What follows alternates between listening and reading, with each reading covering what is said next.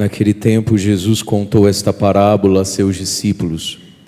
O reino dos céus é como a história do patrão que saiu de madrugada para contratar trabalhadores para a sua vinha. Combinou com os trabalhadores uma moeda de prata por dia e os mandou para a vinha. Às 9 horas da manhã, o patrão saiu de novo, viu outros que estavam na praça, desocupados, e lhes disse: Ide também vós para a minha vinha, e eu vos pagarei o que for justo. E eles foram. O patrão saiu de novo ao meio-dia e às 3 horas da tarde e fez a mesma coisa. Saindo outra vez pelas 5 horas da tarde, encontrou outros que estavam na praça e lhes disse: Por que estáis aí o dia inteiro desocupados? Eles responderam: Porque ninguém nos contratou. O patrão lhes disse: Ide vós também para a minha vinha. Quando chegou a tarde, o patrão disse ao administrador: Chama os trabalhadores e paga-lhes uma diária a todos, começando pelos últimos até os primeiros. Vieram os que tinham sido contratados às 5 da tarde, e cada um recebeu uma moeda de prata. Em seguida vieram os que foram contratados primeiro e pensavam que iam receber mais.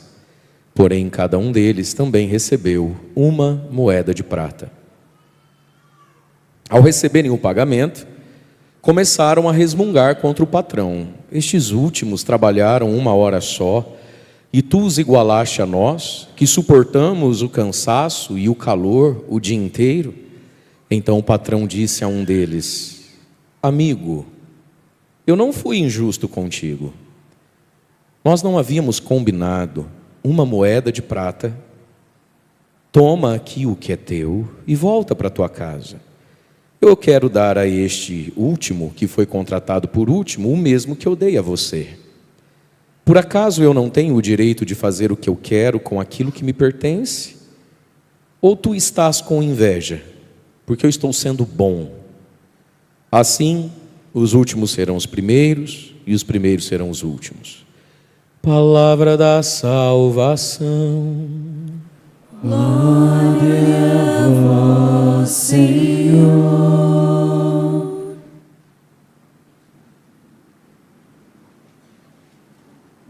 Gostaria de poder pedir a você de presente a sua atenção, pode ser? Amém? O seu silêncio, quando fora de silêncio. Se eu mandar você cutucar, você cutuca. Se eu mandar você falar, você fala. E na hora do silêncio você fica quietinho, pode ser? E gostaria de pedir a você que você vencesse o seu cansaço, o seu sono. Esse calor, ele é tão esquisito, né? Dá uma leseira na gente. Mas vamos firmes e fortes, sim ou não? Sim. Muito bem. Queridos, bate no peito comigo e diga assim: importa viver à altura do Evangelho de Cristo. Mais uma vez, importa viver. Só uma coisa importa: viver à altura do Evangelho de Cristo. São Paulo escreveu aqui na carta aos Filipenses: Cristo vai ser glorificado no meu corpo, pela vida ou pela morte, não interessa, Cristo vai ser glorificado em mim.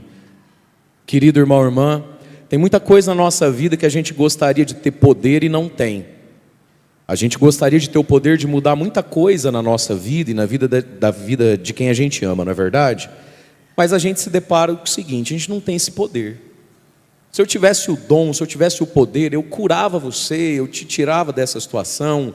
Se eu tivesse o poder, eu estalava os dedos e mudava a minha situação. Quantas coisas a gente se depara e a gente não tem o poder de mudar aquilo. Mas um poder a gente tem, e esse poder São Paulo nos explicou no início desse trechinho da carta aos Filipenses, que é o poder de consagrar quem vai levar a melhor na nossa vida, Deus ou o diabo, e o poder de consagrar o nosso louvor. Meu querido, minha querida, você acha que o demônio quer o seu carro? O demônio não anda de carro. Você acha que o demônio quer o seu marido, filha? Nem você quer. Você acha que o demônio quer a sua mulher? Nem o senhor está aguentando muito. Você acha que o demônio quer os seus filhos? Essas coisas cheias de espinha, nervosinha, que nem a senhora quer. O que o demônio quer, gente? O demônio quer o nosso louvor, que é a nossa fé, E aí, pode ser que ele toque no nosso carro, no marido, na esposa, no filho, na saúde.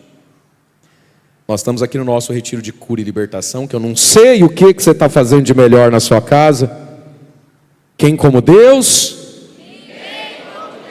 A presença dos arcanjos na nossa vida. Estamos aqui desde manhã, rezando, ouvindo a palavra de Deus.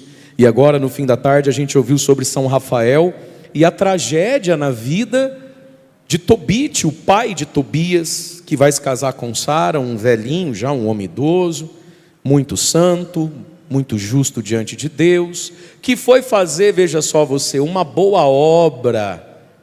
Eles estavam exilados em Nínive e lá eles perseguiam e matavam os judeus.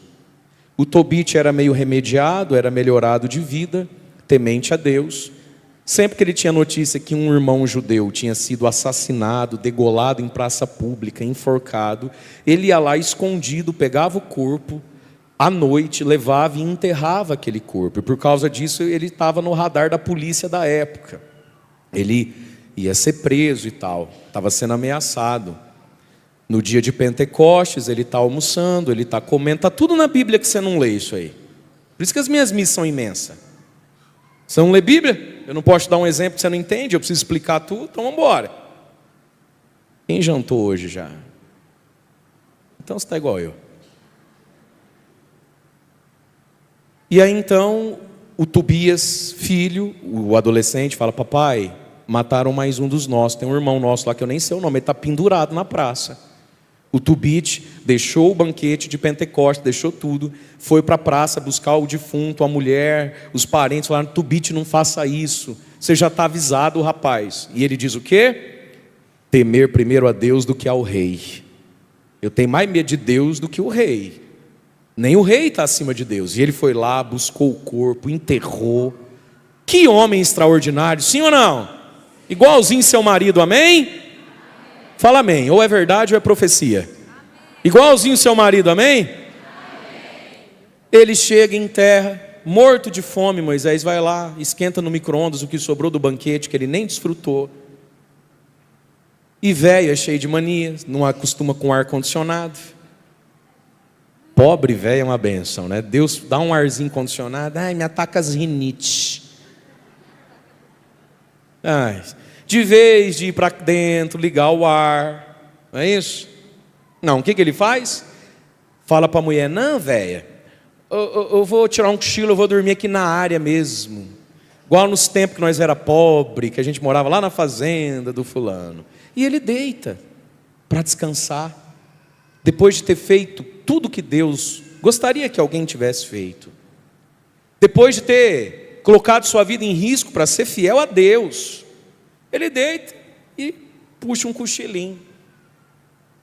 Acontece que o Tobias, ou a esposa, no dia de limpar a casa, não percebeu que ali no canto, na comunheira, tinha umas pombas fazendo ninho. E ele deitou. Puxou aquele ronquinho gostoso, né? Levinho.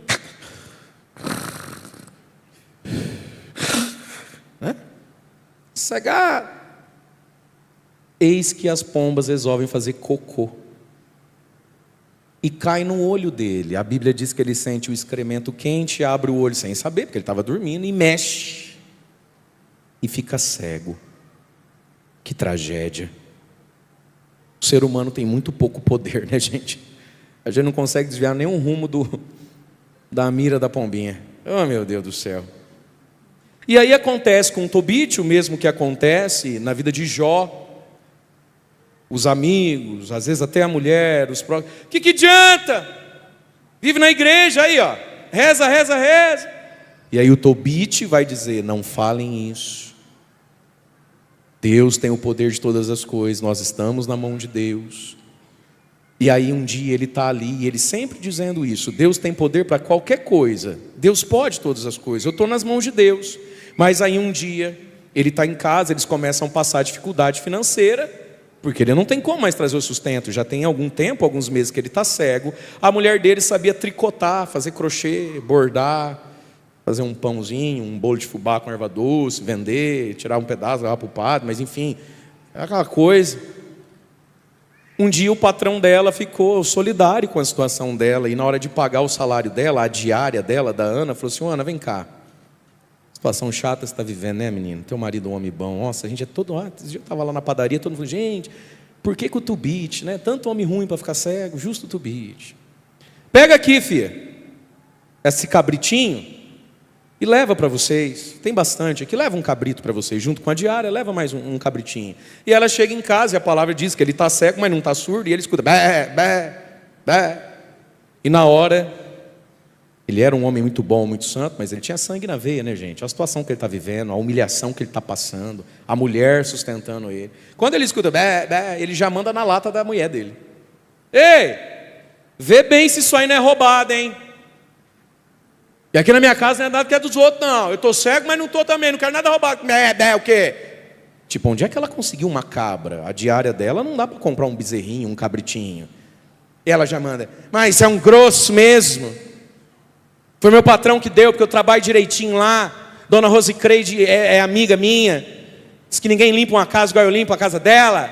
Seu palhaço. Bem se vê mesmo essa tua rezação grosso. Fica aí, do que valeu as tuas esmolas e enterrar os mortos. Na Bíblia que você não lê, essa é a hora que você vira a página. Choque.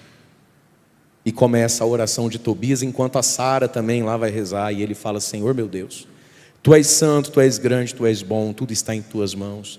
Trata-me como lhe aprouver, porque eu estou em Tuas mãos. Tobite não tinha o poder de desviar o rumo da pomba. Não tinha o poder de fazer voltar a enxergar. Mas Tobite tinha um poder. É o poder que Paulo nos ensina aqui, irmãos. O que Paulo aqui disse para nós? Ele está preso e escrevendo aos Filipenses: Cristo Jesus vai ser glorificado na minha vida, na minha história, no meu corpo, seja pela minha vida, seja pela minha morte. Não importa, eu não sei o que vai acontecer. Eu sei que é para a glória de Deus o que está me acontecendo. Esse poder eu tenho, o poder de não dar a minha fé, o meu louvor ao demônio, à lamúria, à blasfêmia. Esse poder você tem. Esse poder Tobite tinha. A quem você quer dar o seu louvor? Você quer abrir a boca para fazer algo subir para o céu, ou para fazer algo descer para o inferno? Esse poder, irmãos, nós temos. E aí Paulo então tomou uma resolução na vida dele. Paulo, que tinha entrado na vinha de Cristo: eu não sei o que vai ser de mim, eu não sei do amanhã, eu não sei por quanto tempo dura essa luta, essa dificuldade, enfim. Eu decidi uma coisa que resolve a vida: Jesus vai ser glorificado em mim, se eu for curado, se eu não for curado. Eu não tenho o poder de curar em mim essa doença, ou de proibir que essa doença chegue. Um poder eu tenho: Cristo vai ser glorificado nessa doença. Ou porque eu vou ser curado dela, ou porque ela vai me matar e levar para o céu. Mas quem é que vai ser glorificado nessa história? Cristo Jesus. Pergunta para quem está do seu lado na sua história: quem está sendo glorificado, meu anjo? Quem está sendo glorificado na sua história? O que você já decidiu para a tua vida? Depende, se der tudo certo, se o concurso me chamar. Eu não sei o que é o amanhã, gente. Mas isso aqui, gente, isso aqui afasta perigos, isso aqui nos tira de debates, de ansiedades, de dúvidas, de retornos. Uma coisa está decidida: Cristo vai ser glorificado na minha vida. Porque para mim o viver é Cristo, morrer é lucro. E por que Paulo está falando isso? Olha o que ele vai dizer: se viver nessa carne aqui significa que o meu trabalho ainda vai ser frutuoso para vocês, que ele estava sentindo que ele ia ser morto, igual Pedro já tinha sido morto. Falou: eu estou numa sinuca de bico, eu me sinto atraído para os dois lados. Eu tenho um desejo, gente, diz Paulo, de partir logo e estar com Cristo logo. Para mim seria de longe o melhor, ir para o céu logo. Mas, se para vocês é necessário que eu fique mais tempo, então, sei lá, o que eu quero. Olha o que Paulo está dizendo: eu não sei o que eu quero. Quer saber? Bate no peito comigo e repete. Fala: quer saber? Abre a boca, fala: quer saber? Só uma coisa importa: viver à altura do Evangelho de Cristo. São João Bosco, Dom Bosco tinha o dom do conselho. Dom Bosco, santo, São João Bosco, Dom Bosco, é a mesma pessoa, o mesmo santo. Ele tinha um dom do conselho, às vezes o povo ia perguntar para ele: ai, Dom Bosco, o que eu faço? O que eu faço? Direito ou administração? Aí Dom Bosco respondia assim: olha, contanto que você não peque, tudo vai dar certo aí. Contanto que você não peque, tudo vai cooperar e vai dar certo. É o que Paulo está dizendo, gente. Tem hora na vida que a gente não sabe as respostas, não sabe os caminhos, a gente não é Deus. Verdade ou não é? Mas só uma coisa importa: viver à altura do Evangelho de Jesus. Ser digno dessa camisa aqui, ó, entendeu? Ser digno dessa igreja aqui. Ser digno desse altar aqui. É isso que importa, meu irmão. Vai dar certo ou vai dar errado? Será que chove? Ah, não sei se chove, eu acho que já, não já. Só uma coisa importa: viver à altura de Jesus. Sabe que você vai arrumar um emprego essa semana, sim ou não? Fala: não sei, padre. Fala: só sei de uma coisa: eu vou viver à altura do Evangelho de Cristo. Sabe que essa semana essa doença desaparece, esse filho converte, esse marido retorna, essa mulher fica mais calma? Sabe que essa semana você paga as contas que tem que pagar? Fala comigo: não sei, padre. Bate no peito e fala: só uma coisa importa: viver à altura do Evangelho. Viver à altura da Eucaristia que eu comungo.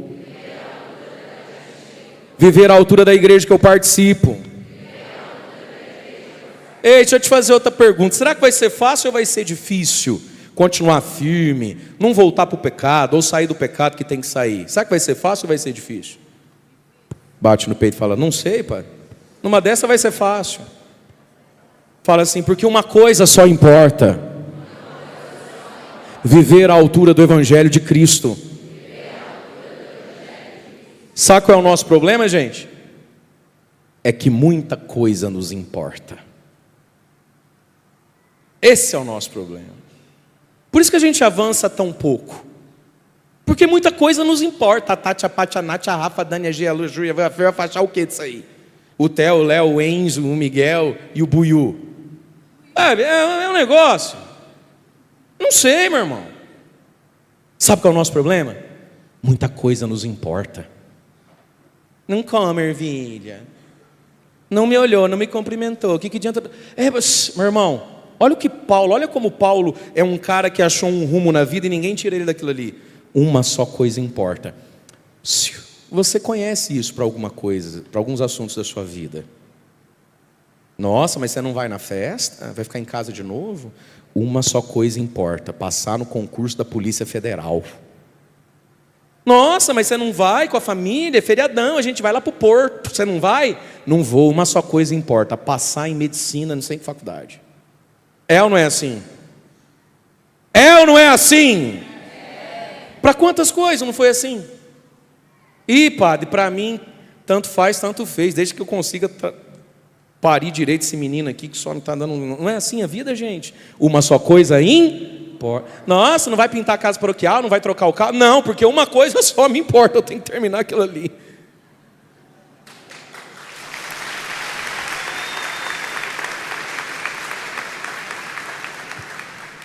Fala para quem está do lado assim: você aplaudiu? Pergunta: você aplaudiu? Fala para essa pessoa que cada palma vire pix. Pessoal.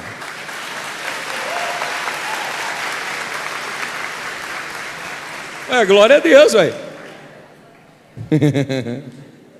Vocês são legal. Gente, irmãos, olha aqui para o padre, silêncio. Eu não sei se a sua vida vai ser fácil ou vai ser difícil daqui para frente. Uma coisa só importa: viver à altura do Evangelho. Estufa esse peito, ergue esse ombro, bota esse queixo para cima, limpa a garganta comigo, faz... Dá uma ajeitada nesse cabelo aí, vai, quem ainda tem, dá uma ajeitada. Mulher, faz assim nessa tua sobrancelha, fica digna, filha, vai. E diga assim comigo: uma coisa só me importa: ser digno de Cristo. Porque o amanhã a Deus pertence, e o que vem eu não sei. O que eu preciso saber? Uma coisa só: Só tem uma coisa que importa. Só tem uma coisa que deveria, em definitivo, me vincular com a minha própria existência: Cristo. E o que vier, glória a Deus. Nós também não é bobo, nós sabemos desfrutar. Amém? O que vier, Mas uma coisa só importa: Cristo Jesus. Primeira leitura que a gente ouviu, o profeta Isaías: buscai o Senhor enquanto Ele se deixa achar, enquanto se pode achar. Chega uma hora que você vai querer buscar a Deus, pode ser que seja tarde. Buscar a Deus enquanto Ele se deixa achar. Irmãos e irmãs, e como Ele tem se deixado achar, gente? Meu Deus do céu. Nunca teve tanto Jesus para você achar, trombar, participar e estar. Buscar a Deus enquanto Ele se deixa achar. E Ele tem se deixado achar. Por quê? Porque Deus está em tudo que nos acontece. Nas coisas boas, Ele está ali para ser achado. Nas coisas difíceis, também. No sucesso, na cura e na bênção, dá para achar Deus ali, dá um lá. Não? Não dá. E na doença, na dor, Jesus, também? Também dá. Buscai o Senhor enquanto Ele pode ser achado, invocai-o enquanto Ele está perto. Gente, como Ele está perto de nós na missa, né? Querendo ouvir o teu Kyrie eleison. Mas eu não estou bem hoje. Invoca a Deus, né? Volte para o Senhor, Ele terá piedade. Ele é generoso no perdão. Mas às vezes a gente se trava de novo em muitas coisas que nos importam. Olha o que diz o profeta, falando em nome de Deus: ô filho, meus pensamentos não são como os vossos pensamentos, os meus caminhos não são como os caminhos de vocês.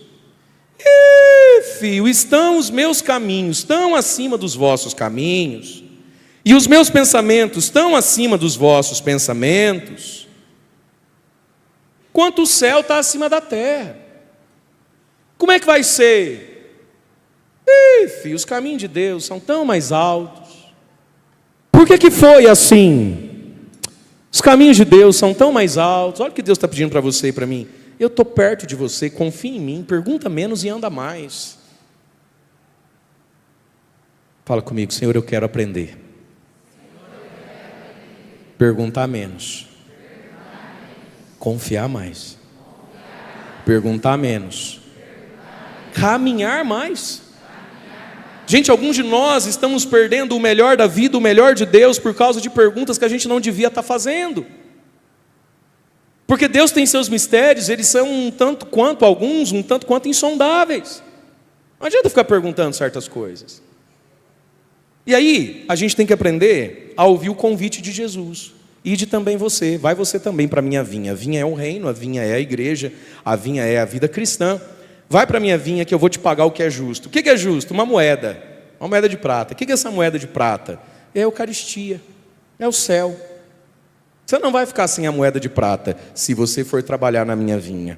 Agora eu vou dar 3 segundos para você sentar direito, fazer o sangue circular, para o padre poder explicar o evangelho. E tenha certeza, onde você está um pouquinho mais fresquinho do que ser eu nesse momento. Então, fica guardado, vem comigo. Buscai o Senhor enquanto Ele se deixa encontrar. Amém? Porque uma coisa só importa, é viver à altura do evangelho. Amém? Porque nas coisas que eu não tenho o poder, Cristo vai ser glorificado. É isso que eu sei. Amém? E aí então, tudo isso porque o Senhor nos chama para entrar na sua vinha. Agora vamos entender um pouquinho essa parábola dentro de um contexto um pouco maior que é importante. Eu gostaria de olhar para essa parábola e fazer nela 3 olhares, 3 leituras. Uma histórica, uma social e uma espiritual. As 3 têm a ver com a gente. Mas as 3 explicam a parábola e o porquê que Jesus usou a parábola. Podemos? Sim ou não? Diga comigo, uma leitura histórica. Fala histórica.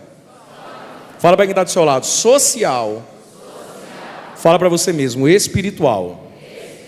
Tem essas 3 coisas no Evangelho. Vamos lá.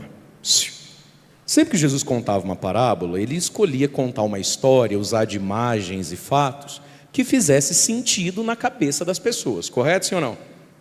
Então Ele falava de coisas que as pessoas viam.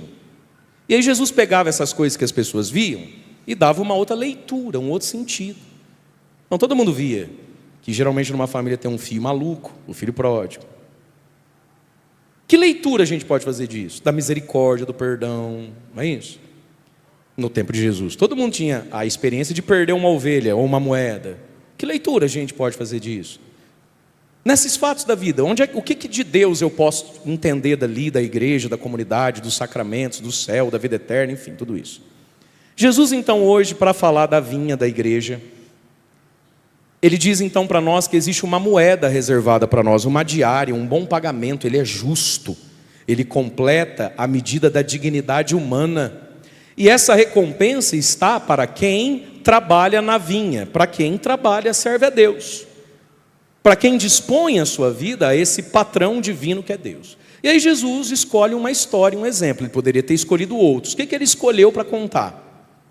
Um exemplo que fazia sentido. Por isso que Jesus usou isso aqui. O que acontecia naquele tempo? Muitos homens, pais de família, saíam para trabalhar e não trabalhavam. Ia dando meio-dia, ia dando 3 da tarde, e o cara não conseguia fechar uma diária. E ele voltava para casa, estava lá as crianças, a mulher e a sogra, estava lá o tiquezinho, o carnezinho atrasado da farmácia, estava ali o leite acabando na geladeira, estava ali o pão de forma, só sobrou 2 fatias, uma está embolorada, entendeu? E o cara volta para casa, e ele precisa trazer uma moeda, ele precisa trazer uma diária, o pão nosso de cada dia, o justo que dava para o sujeito acertar a farmácia, pagar o mercadinho dele, né? A mulher não ficar muito nervosa, muito brava com ele, bem que a minha mãe falou para não casar com você, nem para sustentar você presta, aquelas coisas da vida de todo mundo. Jesus escolheu essa história, e aí Jesus falou de algo. Qual que é o horário certo de você contratar um cara para fazer uma diária para você? 6 da manhã, filho. Né? Antes do sol já está agarrado no cabo da enxada. Trabalhar o dia inteiro para o serviço render e para valer a diária que eu estou te dando. Mas às vezes, rapaz, o serviço é muito. Te contratar mais uns 3, 4. Bora para a praça lá onde os homens ficam lá, esperando o caminhão dos boia fria passar. 9 da manhã tinha uns lá. O que vocês estão fazendo? Não deu, 6 da manhã ninguém me chamou. Não, mas eu estou precisando. Pula. Vem que eu te pago o que for justo. Uma moeda. Eu falei, vou. Meio-dia o patrão passa e fala, escuta, vocês estão parados? Pois é, ninguém contratou, não tem serviço para todo mundo. Está difícil a coisa. Padre. A gente bate, já mandei currículo, não tem. Não, vai lá. Eu te pago o que for justo. Foi 3 da tarde. 5 da tarde. Que hora que termina de trabalhar? 6. 5 da tarde tinha uns caras ali. Vocês também não vão trabalhar? O que aconteceu? Ninguém nos contratou. Sério? Tá feio, filho. Tá fácil não. E não é a primeira vez que eu volto para casa sem ter trabalhado. Não, vem cá para minha vinha. Eu vou pagar o que é justo. Aí na hora de pagar, você entendeu o evangelho. Chamou o administrador e falou assim, pega esses meninos que chegou às 5 horas, nem suou a camisa ainda. Traz eles aqui e dá uma moeda, dá um valor de uma diária cheia para eles. Tá bom, o senhor que manda, pagou, ficaram tudo felizes. Os que foram mais cedo, falou o quê? Rapaz, o homem é bom, hein? Então nós agora, se isso aí levou uma moeda, eu vou levar 4, 5. Ele pegou e deu uma moeda também. E aí eles reagem como a gente. O nosso conceito de justiça não compreende a generosidade e a dignidade, já eu te explico. Mas está errado. Tu nos igualaste a esses que chegaram por último?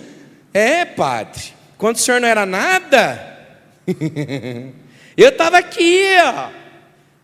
Nós que aguentamos o sol desde cedo, e agora esses que chegaram por último ganham o mesmo tanto? Aí o patrão, que é Deus, né, está falando que amigo, eu fui injusto com você?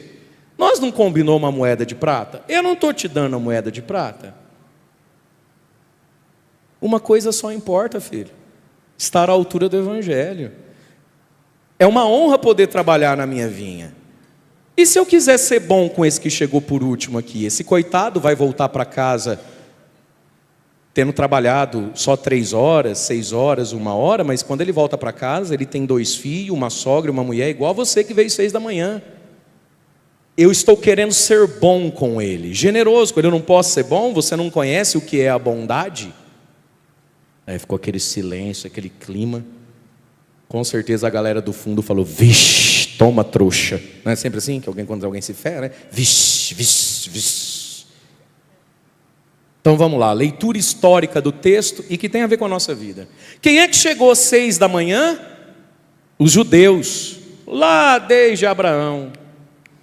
Quem é que chegou meio-dia, 3 da tarde, 5 da tarde? Os pagãos que estavam se convertendo agora ao ouvir a pregação do Evangelho de Mateus. Agora presta atenção no que o Padre está dizendo aqui. São Mateus, na primeira comunidade dele ali, quando ele vai escrever o Evangelho, ele começou a viver um problema, que também tem lá na carta de Paulo aos Gálatas, irararara. Presta atenção. Os que eram judeus, desde menininho, nasceu menininho, no 8º dia, circuncidou ele.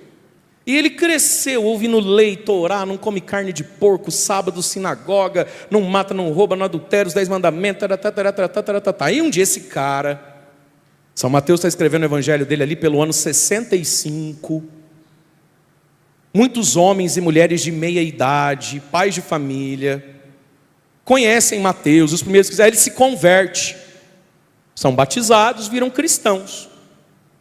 Então eles estão nessa caminhada, nesse negócio de Deus, desde as 6 da manhã. Ele não comete adultério, não é de agora que ele conheceu Jesus, não. Quando ele era pequenininho, ele já sabia não pecar contra a castidade. Desde rapazinho que ele está nessa vida atrás de Deus aí. O que começa a acontecer nessa comunidade aqui, dos primeiros cristãos? Começa a chegar uma galera às 5 da tarde. O cara não sabia quem era Deus, Moisés, Abraão, mandamento. Ele tacou terror no mundo, ele pegou todo mundo, ele bebeu tudo que tinha para beber, ele dormiu com todo mundo que tinha para dormir, ele foi em todas as festas que tinha, todos os rodeios que tinha, ele pintou, bordou, não é batizado, não é crismado, é juntado. E agora às 5 da tarde da vida dele, da história dele, quando ele está barrigudinho, carequinha, eis que finalmente, por exemplo, ele aceita fazer um acampamento sênior. Vai lá, encontra Jesus, e agora volta com camisetinha, pulseirinha, ainda vem falar para mim: você não vai no encontro de cura e libertação? Quem você pensa que é, rapaz? Eu estou nessa igreja, enquanto você estava no boteco, eu estava ajudando o padre a vender cartela, seu palhaço. Os pagãos que chegaram por último. Essa é a leitura histórica. Mateus, lidando com esse problema, com certeza lembrou. Jesus um dia contou uma parábola. Como é que era mesmo? Parábola da vinha. Deixa eu contar para vocês, deixa eu escrever aqui. Essa parábola Mateus lembrou, porque com certeza estava vivendo esse problema, esse atrito. Chegou agora, quer sentar na janela. E antes de eu continuar, eu vou contar até 3 e você vai mexer a sua coluna, mexer a sua perna, mexer o seu bumbum e voltar a ficar acordada, voltar a ficar acordado. Vamos lá? Vamos lá. Isso, parabéns. Quem está mais lá em cima não obedece, só toma cuidado para não cair, tá bom? Eu estou te dando a chance. Então essa é a leitura histórica. Essa leitura histórica tem a ver com a gente? Tem tudo a ver com a gente. A gente também tem dificuldade de entender quem chegou agora. A gente, no fundo, gostaria que Deus desse mais a nós, que abrimos mão de tanta coisa ao longo da vida, não é por causa de Deus, e aguentamos o sol e o suor o dia inteiro. Parece que tem cristão que sente até um arrependimento de ter conhecido Jesus quando era novinho. Mas se Deus vai perdoar, eu tinha ido aprontar também, né? Essa leitura histórica tem a ver com a gente ou não tem? Tem a ver com a gente. Muitas pessoas vão entender lá na frente, e é difícil para a gente às vezes celebrar quem entendeu depois. Porque o que a gente quer com aquele que entendeu depois? A gente quer justiça, a gente quer pingo no i, a gente quer pegar a moeda de prata e picotar em 10 e falar: está aqui os teus 50 minutos, palhaço. Eu estou aqui desde cedo. Leitura social. Se Jesus contou um tipo de história desse, é porque um tipo de história desse acontecia. Qual é o problema do final do Evangelho? O que é justiça, afinal de contas? O que é justiça? E aí veja o que Jesus está ensinando para os discípulos, para os fariseus, para o povo que o escuta. Jesus está dizendo o seguinte: que a justiça preste atenção nisso aqui que você vai ouvir. O que é ser justo com alguém? Na calculadora, o que é justo? Vamos pensar que uma diária é, então, R$80, não sei, tá? Só para facilitar a conta. Vamos pensar que uma diária é R$80. O que é justiça? Se trabalhou 8 horas, quanto é a hora? 10. Se trabalhou 1 hora só, vai ganhar 80? Não, isso não é justo. O que é justo? Ganhar 10. É a justiça da calculadora. Certo? Qual é a justiça cristã? Qual é a justiça de Deus? A justiça de Deus, ela trabalha com outra medida. Para Deus, justo, olha aqui para frente. Você está vendo um copo aqui, não sei se você vê, falta um pouquinho para encher aqui, né? Justo é aquilo que vai completar a medida, não da calculadora. Justo é aquilo que vai completar a medida da dignidade da pessoa. Certo? Aquele que chega às 6 da manhã e leva uma moeda lá, vamos pensar que fosse lá ser 80, R$150. Está justo porque completa a medida da dignidade de um trabalhador. Ele trabalha e ele ganha algo que completa a medida da dignidade. Quando ele contrata alguém, mais por dó do que por utilidade, ali às 5 da tarde, 3 da tarde, ele quis ser bom. Portanto, a justiça de Deus comporta a bondade. Eu vou dar para ele o mesmo que você. Por quê? Porque ele tem a mesma necessidade que você tem. Não seria justo deixá-lo voltar para casa com uma medida que não completa a medida da dignidade de um pai de família. E Jesus escolheu esse exemplo, meus irmãos, porque já no tempo de Jesus é um drama da vida, as relações de trabalho, de justiça. O que é justo? E aí fica um apelo, por quê? O que Jesus está insinuando? Que no caso ali, aquele homem que fez isso, deu a moeda para todo mundo, ele tinha essas moedas, ele podia ser bom. Gente, quantas vezes a gente pode ser bom e completar a dignidade do irmão? Terceira leitura do texto. Primeira, a histórica. Segunda, a social. Terceira, a espiritual. O que é a vinha? A vinha é a igreja. E a moeda de prata é a recompensa que Deus quer dar para cada um de nós. E aqui tem um dinamismo espiritual que a gente tem que prestar atenção. Quando ele falava assim para o sujeito ao meio-dia: mas por que meio-dia, rapaz? O sol aqui no meio, você não foi trabalhar ainda, por que você está aqui? Ah, porque eu estou esperando das 5 da tarde, não sou besta. O que ele respondia? Eu não fui convidado para ir mais cedo. Eu estou aqui porque eu não fui convidado para ir antes. Quando ele perguntou para o rapaz às 3 da tarde: por que você está aí e não está lá trabalhando comigo? Ué, porque eu não fui convidado para estar lá antes, estou sendo convidado agora. Pode agora? Pode, bora. E os 5 da tarde? Rapaz, já é 5 da tarde, filho. O que você está fazendo aí, parado? Não sou trouxa, vocês da manhã para quê? Me lascar? Quando eu for velho, eu vou para a igreja, mulher. O que ele fala das 5 da tarde? Uai, eu não fui chamado para ir antes. Se o senhor deixar eu ir agora, eu vou com vergonha, eu vou. Então veja, meus irmãos, buscai o Senhor enquanto Ele pode ser achado. A gente não pode pegar esse evangelho, amados, olha aqui para o padre, e falar assim: quer saber? Sou jovem ainda, né? Estou novo, tem que curtir um pouco, né? Não acho, conhecer umas coisas, né? Quando não, acho um pai e uma mãe que pensam mesmo: ai, filha, uma menina nova igual você, tem tudo pela um corpo. Quisera eu, a mamãe aqui, ter esse corpo que você tem, filha. Olha essa bunda. Olha esse quadril, menina. Olha esse cabelo. A mãe lutou a vida inteira. Bater isso aí nunca tive. Logo eu engravidei. Mas tá, passou. Vai aproveitar, menina. Vai viver a vida. Sabe aquelas mulheres mal amadas, mal casada, frustrada, que quando era jovem os pais cuidavam, né? Você quase não fez nada nessa vida. Foi ou não foi, velho? Aí agora você anda meio infeliz. Quantas mães, quantos pais olham para a filha, olham para o filho e falam o que para o filho? Vai curtir. Você é novo, taca terror no mundo. Depois casa, fica igual seu pai aqui, ó, amarrado aqui, ó. Serve o velho aqui, ó, para pagar a conta e aguentar sua mãe. A histérica, essa doida, ciumenta. Blá, blá, blá, blá, blá. Ei, eu tô aqui ao meio-dia, às 5 da tarde, porque não me chamaram antes. Qual é a hora de ir para a vinha, meu irmão? A hora em que a gente escuta o chamado.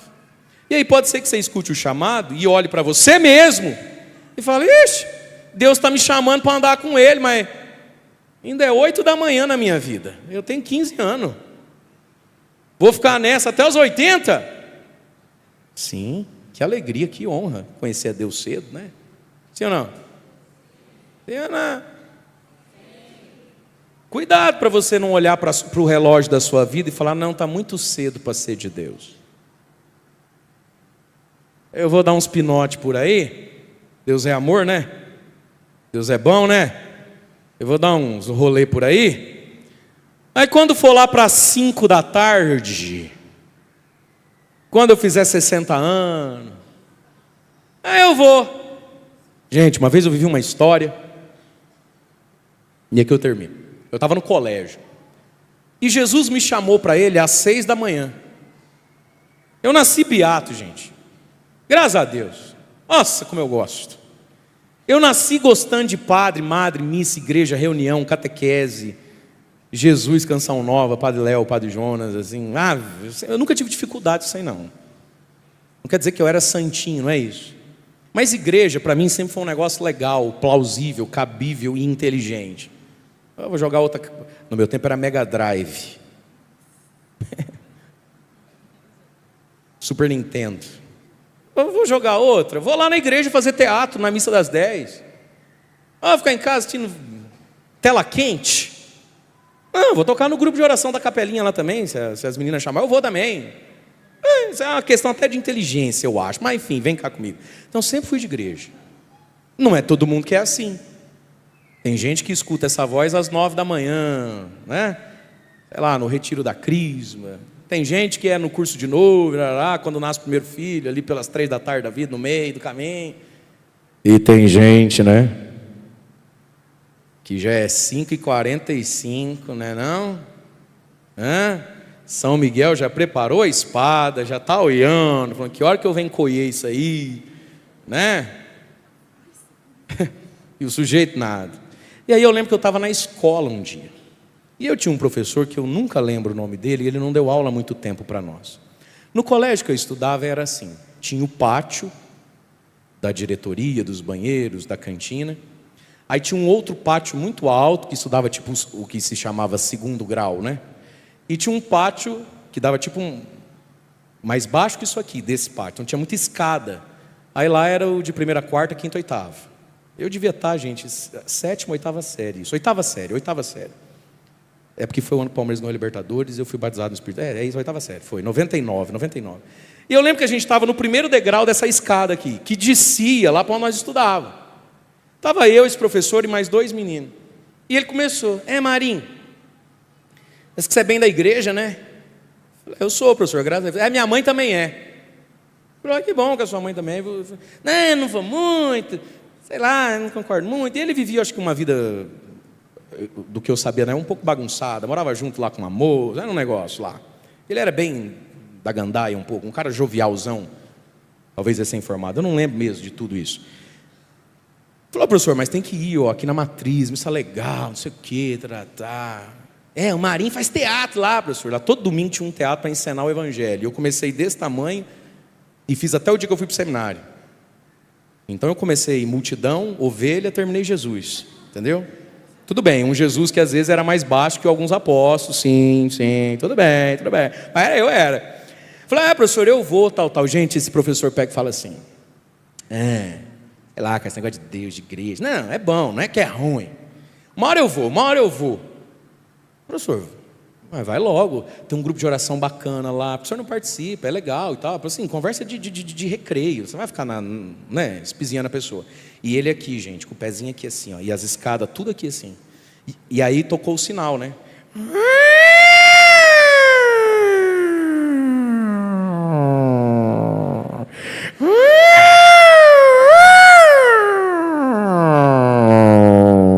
E a gente continuou na conversa, e aquela molecada correndo.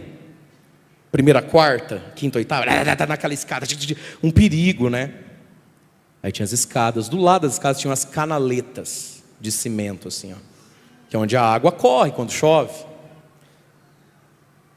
E aí isso eu lembro, falei: professor, a gente não sabe do amanhã. Você sabe se você vai ficar velho?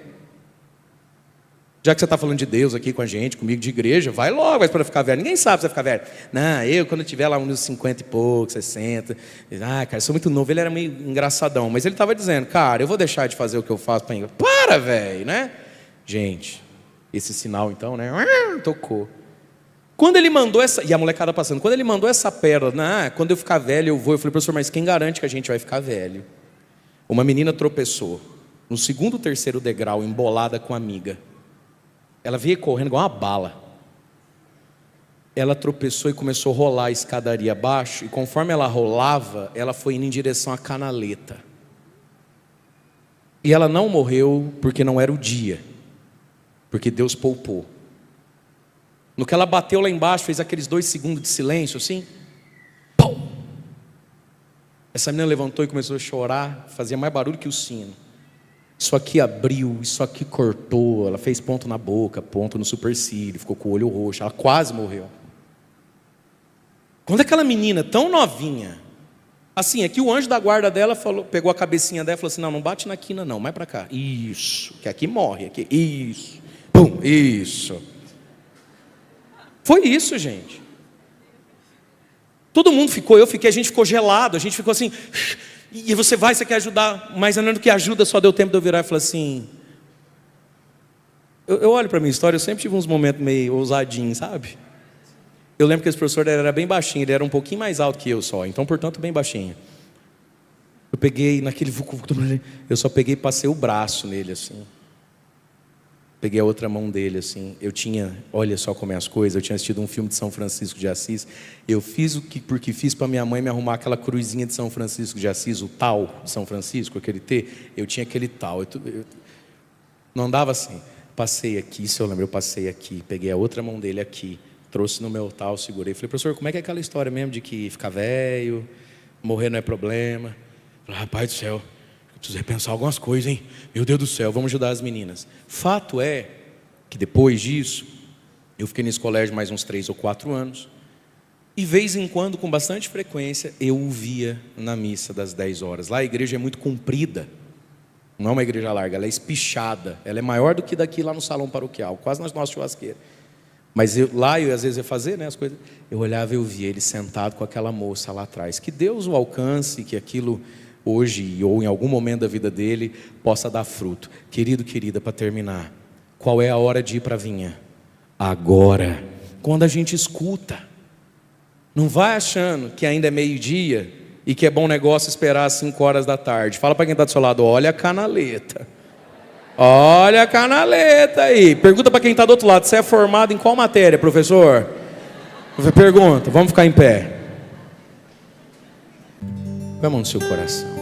Querido, querida, feche seus olhos um instante. E como prece, nós queremos devolver a nossa vida a Deus.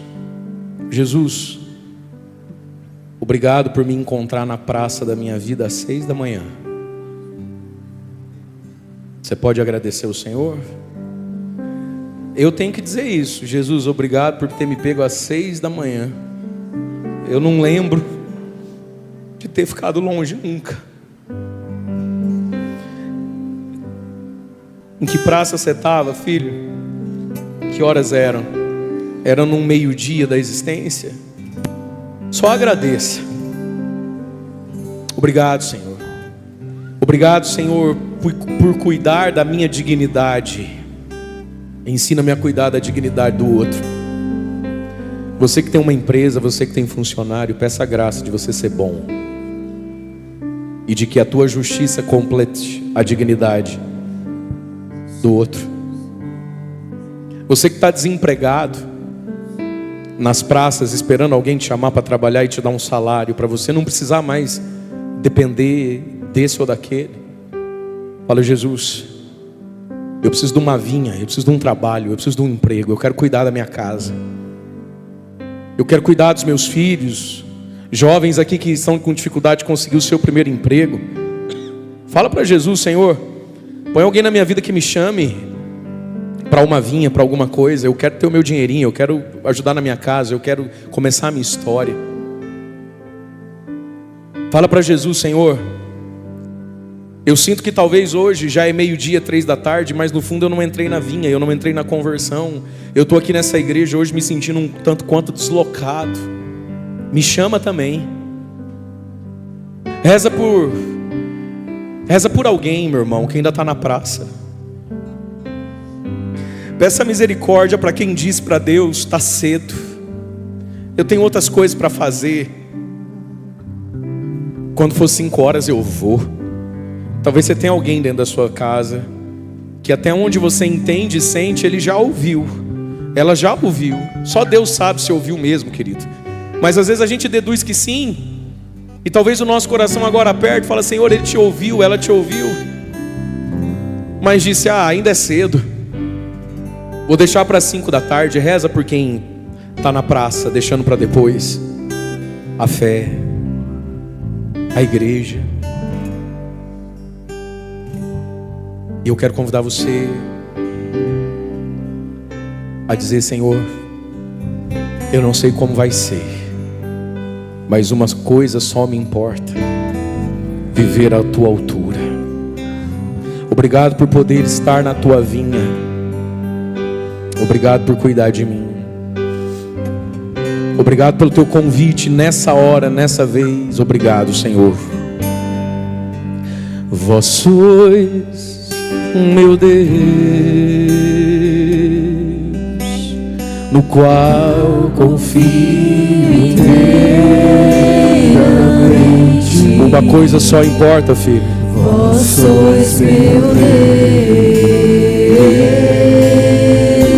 Deus. Seja pela vida ou pela morte, Cristo será glorificado. Vós sois meu Deus. Buscai o Senhor, confio inteiramente, porque para mim o viver é Cristo, morrer é lucro. Meu Deus.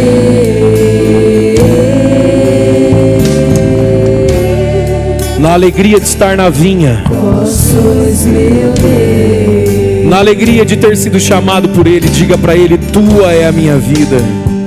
Tua é a minha vida. Às 6 da manhã, às 5 da tarde, Escolho decidir por ti. ao meio-dia ou de manhã, no altar, agora. Eu me entrego. E renova minha vocação com esse Deus que é bom,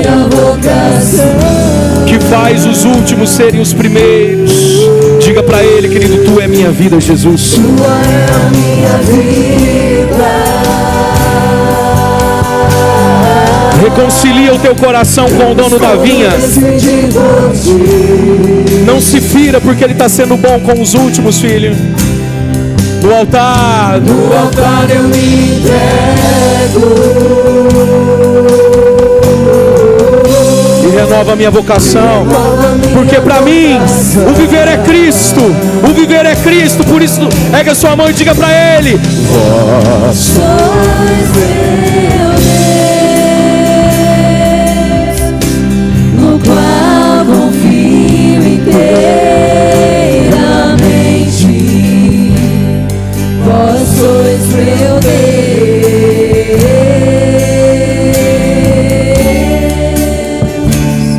Vós sois meu Deus. Vós sois meu Deus. Eu confio, Senhor. Eu confio. Inteiramente eu confio. Vós sois meu Deus.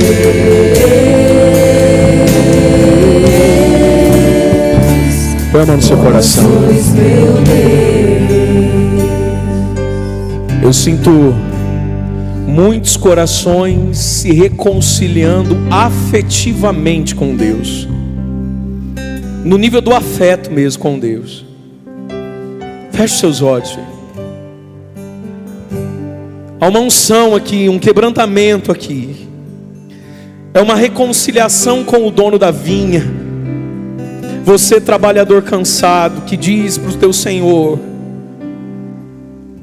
O Senhor não está sendo justo comigo, porque eu estou desde as 6 da manhã no sol e no suor. O Senhor não está sendo justo comigo, porque fulana já engravidou, eu não. Porque o outro trocou o carro, eu não. Porque fulano foi curado, o meu faleceu.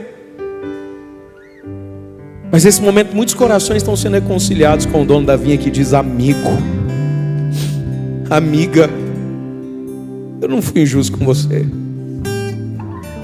Nós não combinamos o céu,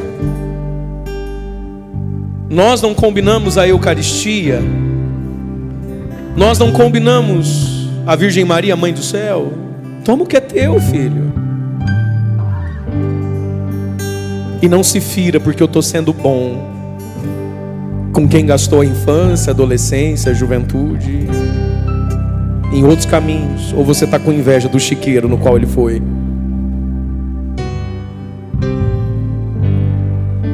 Jesus, mostra-nos o Pai, porque nós precisamos conhecer a Deus lá dentro. Perdão, Senhor, por todas as vezes que eu esperei que o Senhor fosse como eu sou, justiceiro, bravo e ruim. Jesus, mostra-nos o Pai. Senhor, eu quero conhecer, aceitar essa misericórdia, essa justiça de ponta cabeça que é o teu coração.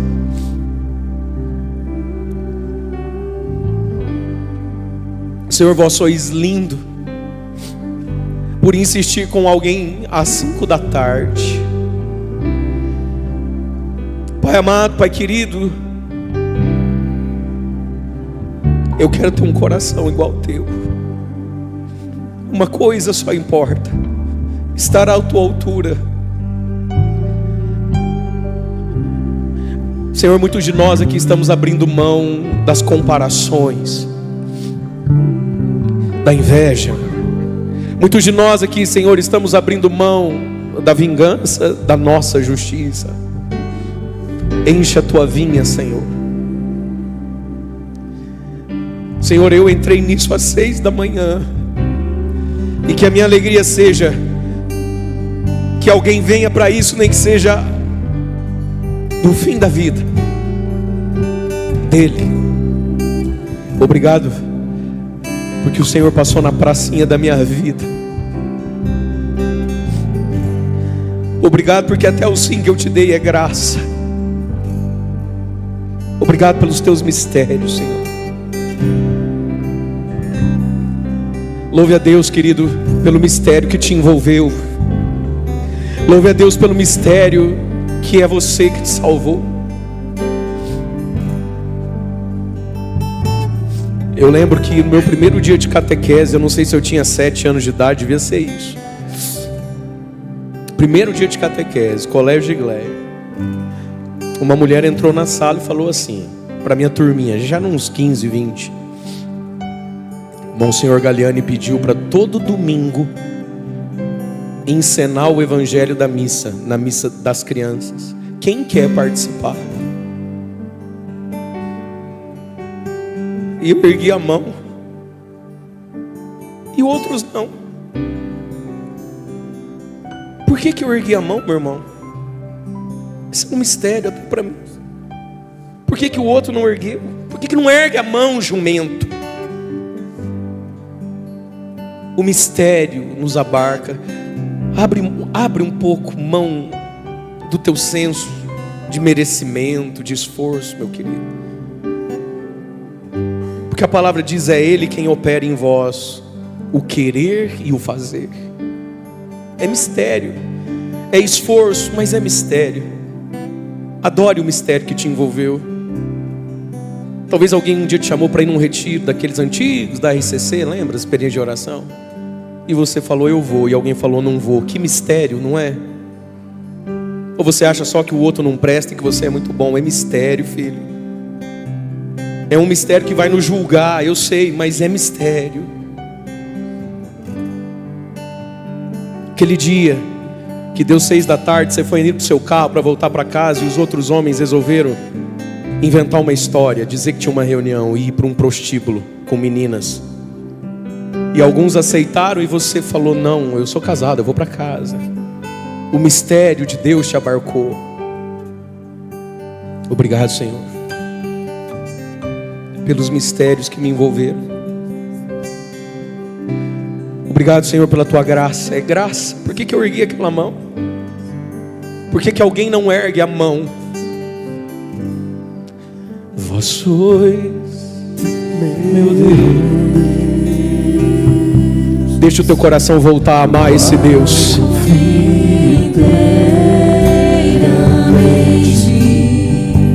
Que quer dar o mesmo a quem vier às 5 da tarde. E diga para Ele com amor, com afeto, no qual confio inteiramente. Vós sois meu Deus.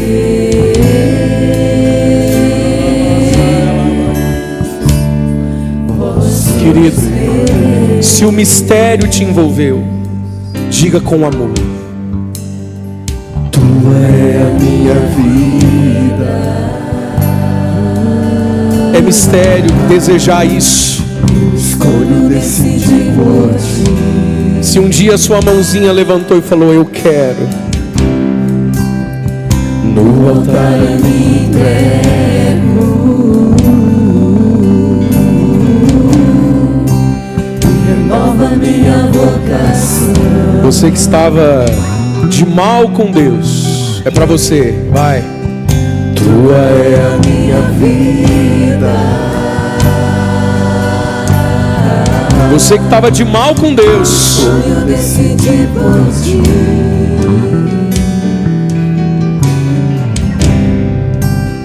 E no altar eu me entrego. Renova minha vocação.